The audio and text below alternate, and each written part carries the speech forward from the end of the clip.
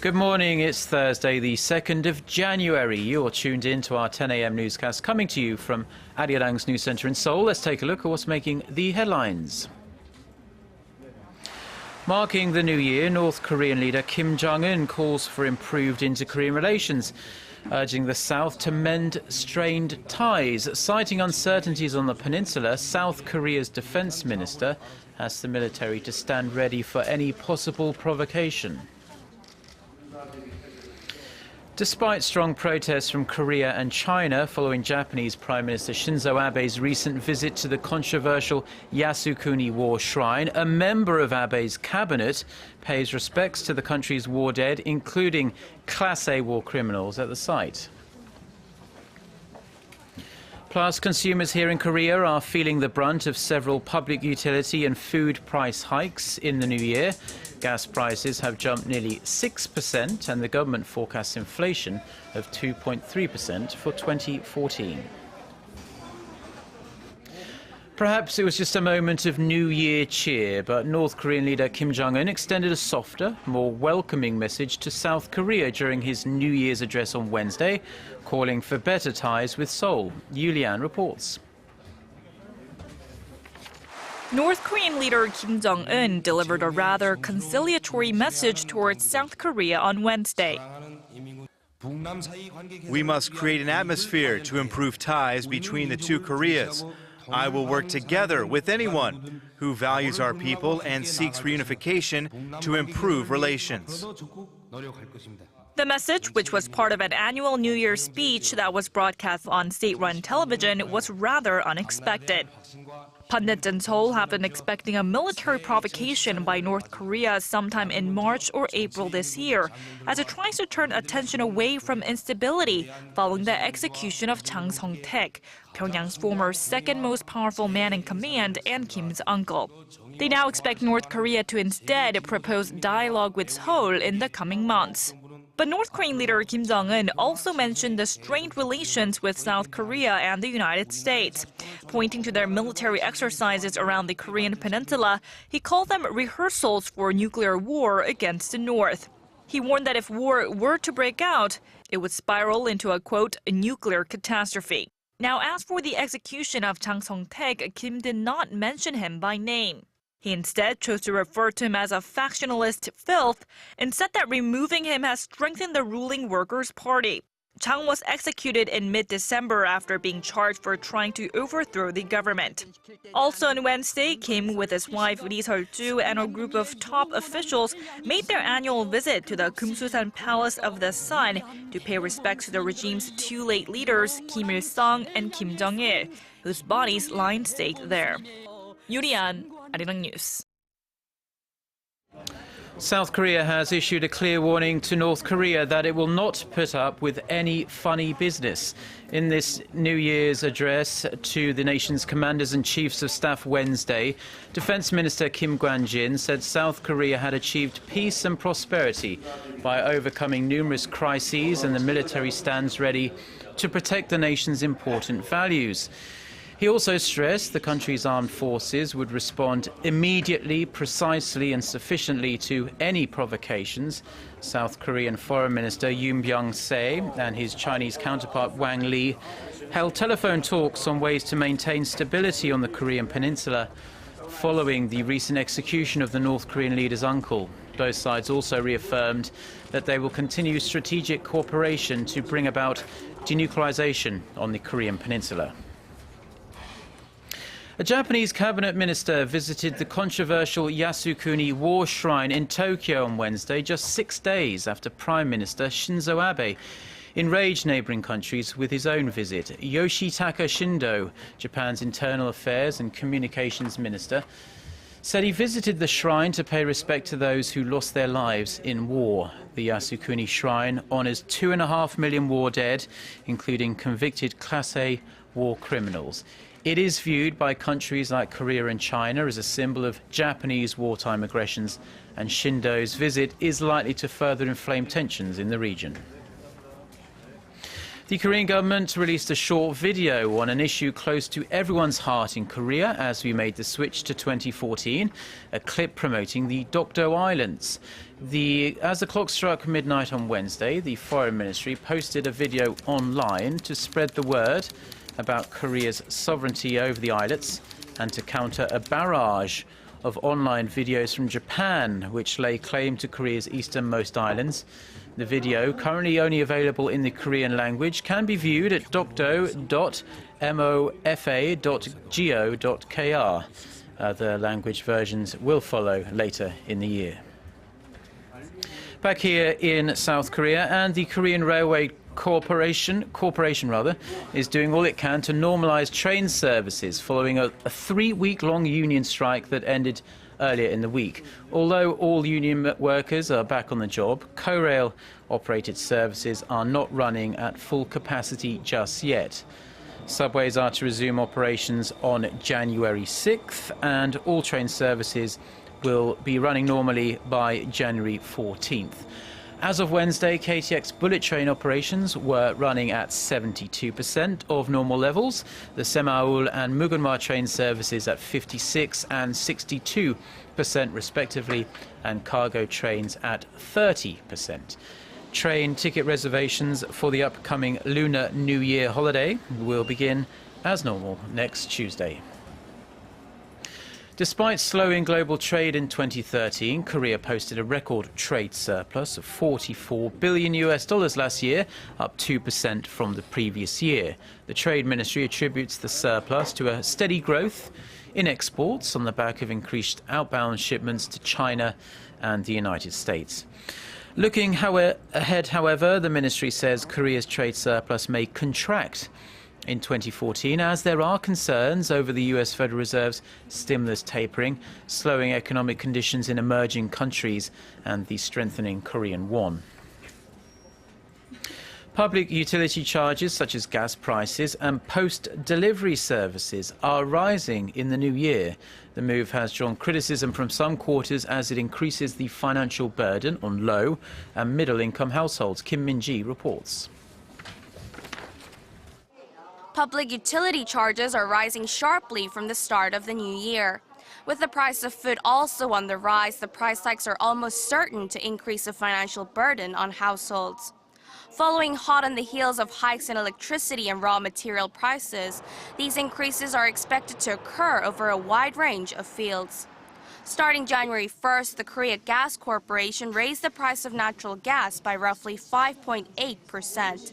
The price of gas for households went up by 5.7%, translating into an additional $4 per household per month. The industrial sector saw a 6.1% increase and the service sector a 5.5% hike.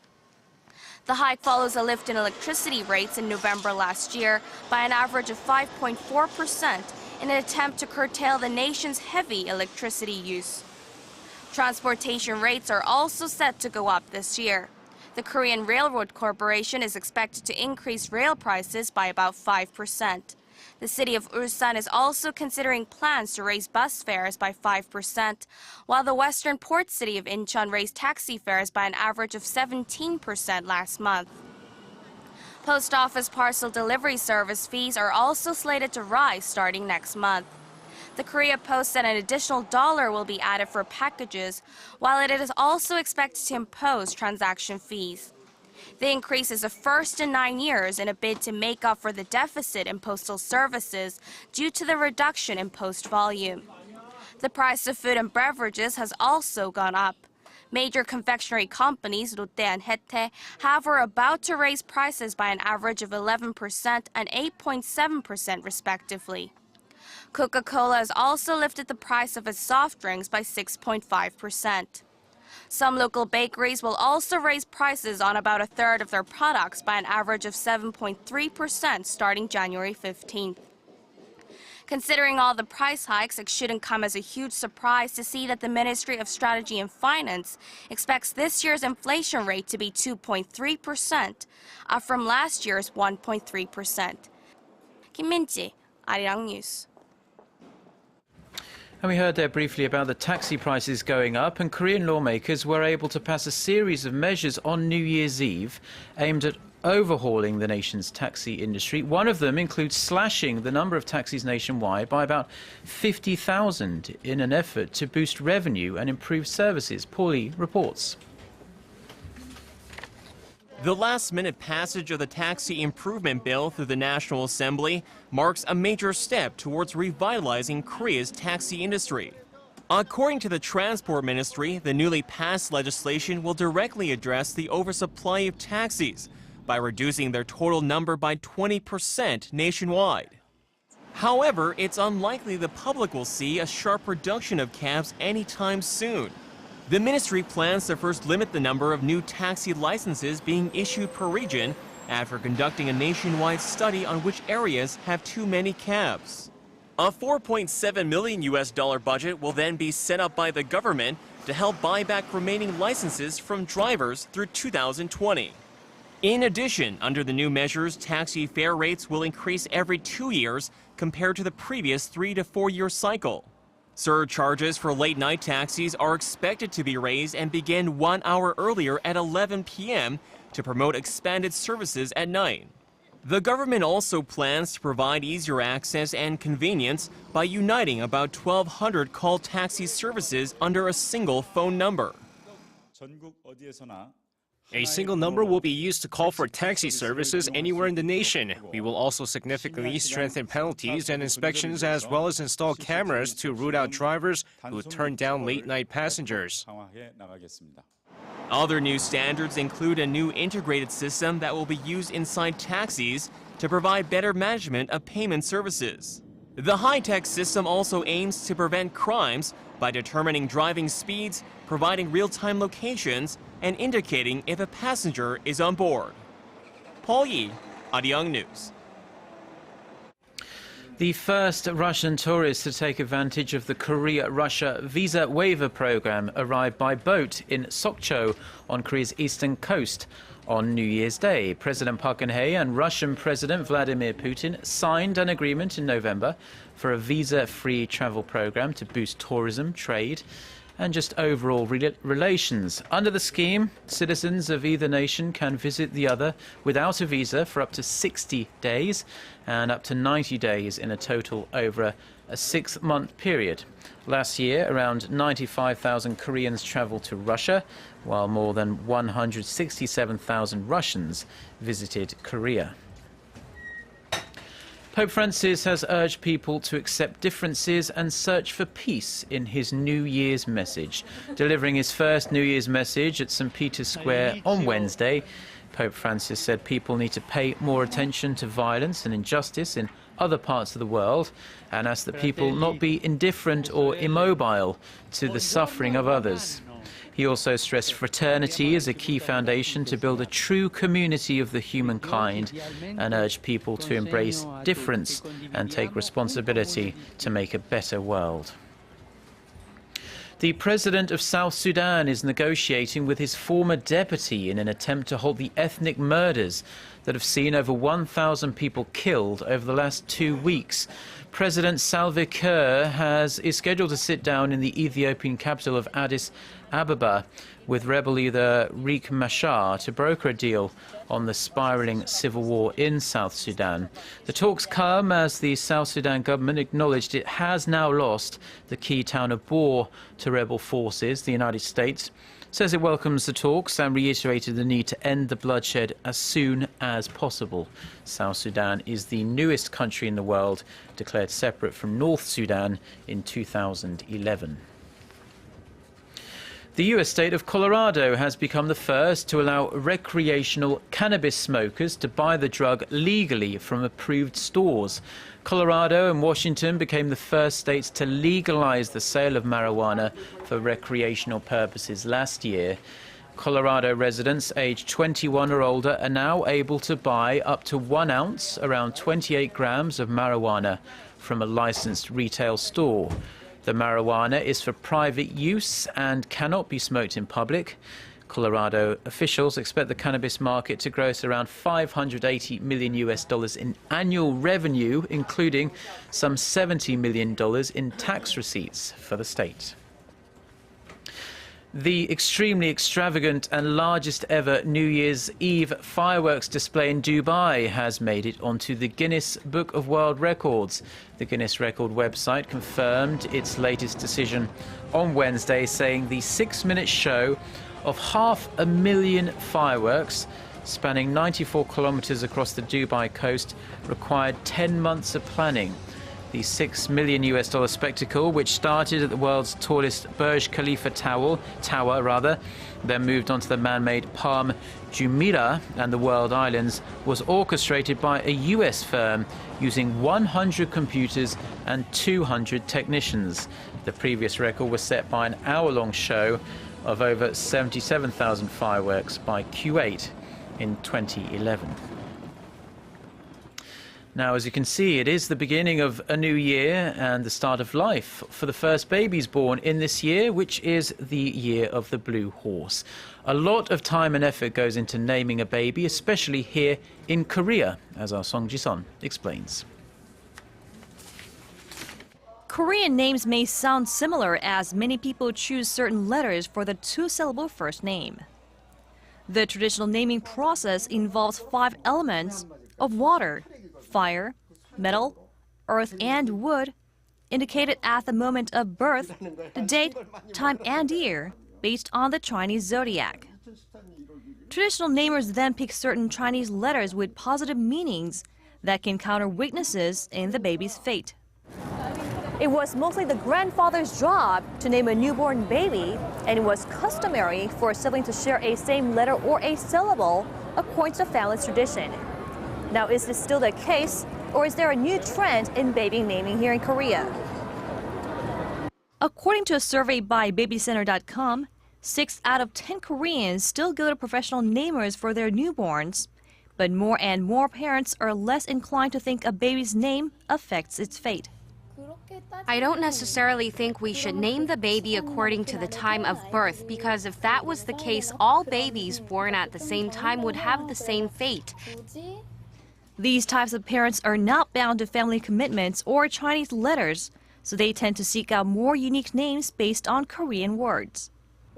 My first child was a daughter, so we did not have to go with the family's shared letter mandated to sons. So we named her Siam, meaning fountain in Korean. And our newborn daughter is named Ara, meaning sea. Some children are named after celebrities' kids or taller stars from reality shows here in Korea. Over the past 5 years, Minjun has been the most popular name for boys and Seoyeon for girls.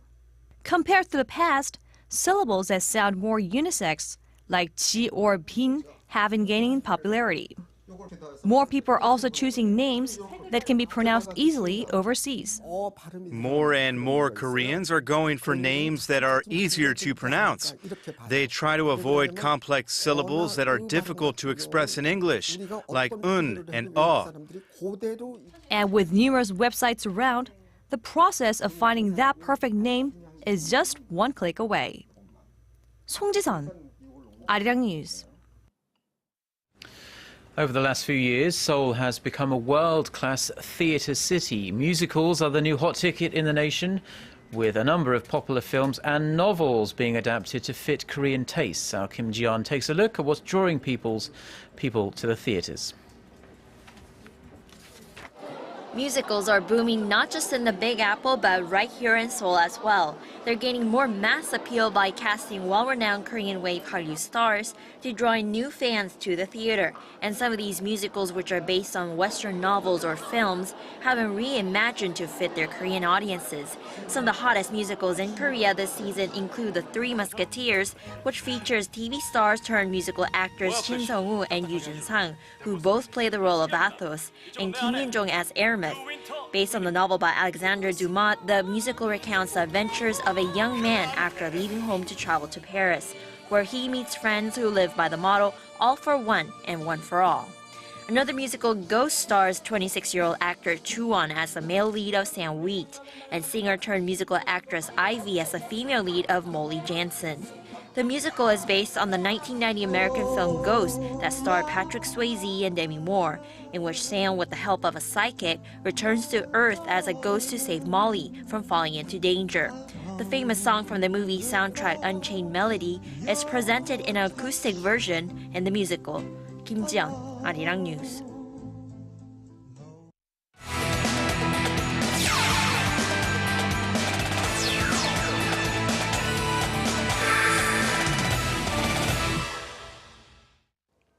And a good Thursday morning to you all as we kick things off on the ice. Now, we're about a month away from the Sochi Winter Olympics, but just a few days away from the National Figure Skating Championships. And our figure queen, Kim Jong-un, had her practice session on Wednesday. Now, despite it being New Year's Day, there's no day off for Kim Jong-un, who's preparing for the Winter Games and the upcoming domestic competition. And even with the media coming out, everything seems well despite worries of her previous injury. Now, Kim added that she's still working on her jumps and steps as she continues to work on her performance leading to her grand finale before her retirement from the sport. And moving on, 2013 was a busy year for Ki Sung-young, who transferred from Swansea City to Sunderland and also got married. But he's quite busy on the pitch as well, as he was ranked #1 in the pass rate in the EPL. Now, according to ESPN's official Twitter, the 26-year-old completed 91.2% of his passes in the EPL, which is good for #1 overall. But that's not all. In the 5 major European leagues, Ki is also ranked #2, just trailing Valentino Bellamy of Napoli in Italy's Serie A. And shifting over to the majors, where ESPN has ranked the LA Dodgers at #2 and the Texas Rangers at #6 for 2014's top 10 team in the majors. Now, despite a quiet offseason for the Dodgers, they're still able to take the #2 spot as the addition of Chu Shin-soo boosted the Texas Rangers at #6 going into the new season. All right, so with that said, moving on to some Wednesday's KBL action. The LG Sakers crushed the Dongbu Promi 82-69 with KT Sonic Boom sneaking one past the ET-Land Elephants 89-86. Meanwhile, it was a battle of the two Seoul teams as the Seoul Samsung Thunders took on the Seoul SK Knights. Now, of course, going into the game here in the first quarter of the game, SK's Byung Gi-hoon leading the way with 8 points as SK takes an 18-11 lead before going into halftime with a comfortable 36-27 lead. By the third quarter of the game, the Thunders roaring back outscores the SK Knights 24-14, taking a slim 51-50 lead going into fourth quarter. Samsung's Jasper Johnson puts up 16 points in the fourth, but everyone else struggles from the field as the SK Knights rally back in the fourth quarter to take this game 74-71, your final score. And now finishing things off with yesterday's V-League action, the IBK Altos cruised past the Hunguk Insurance Life Pink Spiders 3-0 over on the women's side as they continue to dominate the women's league. Now, meanwhile, an epic match between the Hyundai Capital Skywalkers and the Korean Air Jumbos, so let's take a look at the highlights. Of course, going into the game here, just a back and forth roller coaster of a match between the two teams as Hyundai Capital takes the first set 25-20 before Korean Air answers back with a 25-23 second set win. Third set, another tight match here as Hyundai Capital squeezes in a 26-24 set win before Korean Air, you guessed it, answers back once again with a 25-16 fourth set win, forcing the decisive fifth set. But with Liberman Algamez putting up 28 attack points and Moon Sang-min back in the starting lineup, Hyundai Capital takes the fifth set 15-13 and a 3-2 victory. Well, with all that said, it's going to wrap it up for me. This has been SJ. Have a great rest of the day and see you guys again for your sports needs.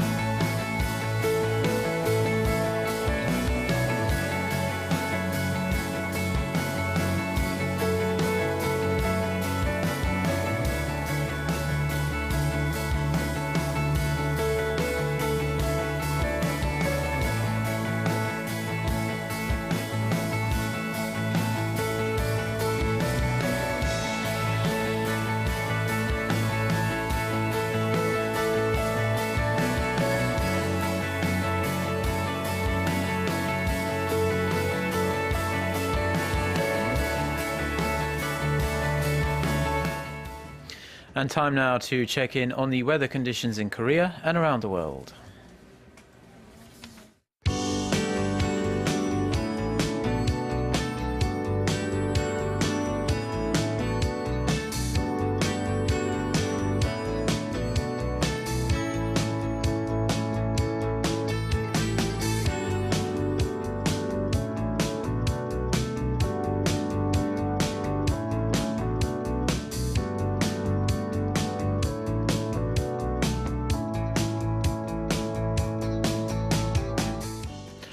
And that's all for now. Thanks ever so much for joining us. We'll be back at noon Korea time, but in the meantime, you can always catch up with what's been happening on our website, which can be found at arirang.co.kr/news.